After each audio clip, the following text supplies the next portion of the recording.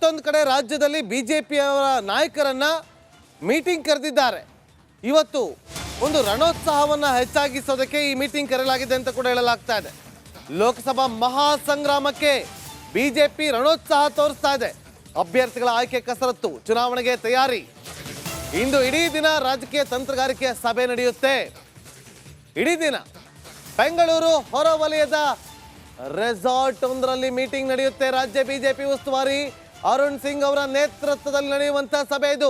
ಸಭೆಗೆ ರಾಜ್ಯಾಧ್ಯಕ್ಷ ವಿಜೇಂದ್ರ ಸೇರಿ ಪ್ರಮುಖ ನಾಯಕರು ಭಾಗಿಯಾಗಲಿದ್ದಾರೆ.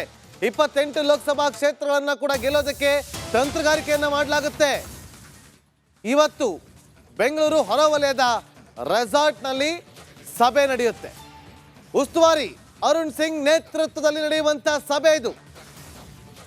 ಸುರೇಶ್, ಇವತ್ತು ಸಭೆ ನಡೆಯುತ್ತೆ.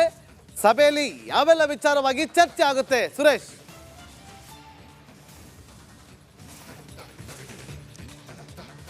ನಾಗೇಂದ್ರ ಬಾಬು, ಮುಂದಿನ ಲೋಕಸಭಾ ಚುನಾವಣೆಯಲ್ಲಿ 2024 ಚುನಾವಣೆಯಲ್ಲಿ ಶತಾಯಗತಾಯ 28 ಕ್ಷೇತ್ರಗಳನ್ನು ಕೂಡ ಗೆಲ್ಲಬೇಕು ಅಂತಕ್ಕಂಥದ್ದು ಬಿಜೆಪಿ ಹಿರಿಯ ನಾಯಕರ ಲೆಕ್ಕಾಚಾರ.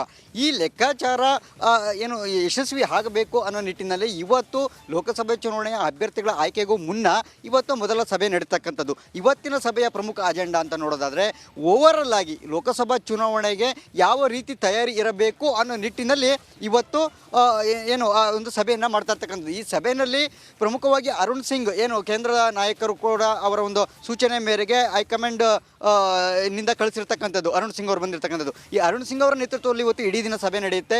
ಈ ಇಡೀ ದಿನದ ಸಭೆಯಲ್ಲಿ ಸುಮಾರು 45 ಹಿರಿಯ ನಾಯಕರು, ಪ್ರಮುಖ ನಾಯಕರು, 3 ಮಾಜಿ ಮುಖ್ಯಮಂತ್ರಿಗಳು ಸೇರಿದಂತೆ ಏನು ಬಿಜೆಪಿಯ ಪ್ರಧಾನ ಕಾರ್ಯದರ್ಶಿಗಳು, ಉಪಾಧ್ಯಕ್ಷರು, BY ವಿಜಯೇಂದ್ರ ಸೇರಿದಂತೆ ಒಟ್ಟಾರೆಗೆ ಸುಮಾರು 45 ಜನ ಪ್ರಮುಖ ಬಿಜೆಪಿಯ ಹಿರಿಯ ನಾಯಕರು, ರಾಜ್ಯ ನಾಯಕರು ಇರತಕ್ಕಂಥದ್ದು.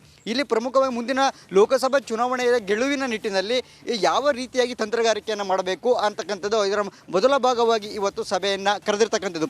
ಈ ಸಭೆಯಲ್ಲಿ ಕ್ಷೇತ್ರವಾರು ಅಭ್ಯರ್ಥಿಗಳ ಆಯ್ಕೆಗೆ ಯಾವ ಮಾನದಂಡಗಳನ್ನು ಅನುಸರಿಸಬೇಕು, ಜೊತೆಗೆ ಅಭ್ಯರ್ಥಿಗಳ ಜೊತೆಗೆ ಆಕಾಂಕ್ಷಿಗಳ ಪಟ್ಟಿ ಯಾವ ರೀತಿಯಾಗಿ ತಯಾರಿ ಆಗಬೇಕು, ಇದೆಲ್ಲದರ ಕುರಿತು ಕೂಡ ಇವತ್ತು ಸಭೆಯಲ್ಲಿ ಏನು ಚರ್ಚೆಗೆ ಬರ್ತಕ್ಕಂಥದ್ದು. ಇದರ ಜೊತೆಗೆ ಕಳೆದ ವಿಧಾನಸಭೆ ಚುನಾವಣೆ ಆದ ನಂತರ ಮತ್ತು ಅಶೋಕ್ ಮತ್ತು BY ವಿಜೇಂದ್ರ ಅವರ ಆಯ್ಕೆಯ ನಂತರ ಆಗಿರ್ತಕ್ಕಂತಹ ಪಕ್ಷದಲ್ಲಿ ವ್ಯತ್ಯಾಸಗಳು, ಅಸಮಾಧಾನಿತರ ಬಗ್ಗೆ ಇವೆಲ್ಲವೂ ಕೂಡ ಇವತ್ತು ಚರ್ಚೆಗೆ ಬರುತ್ತೆ.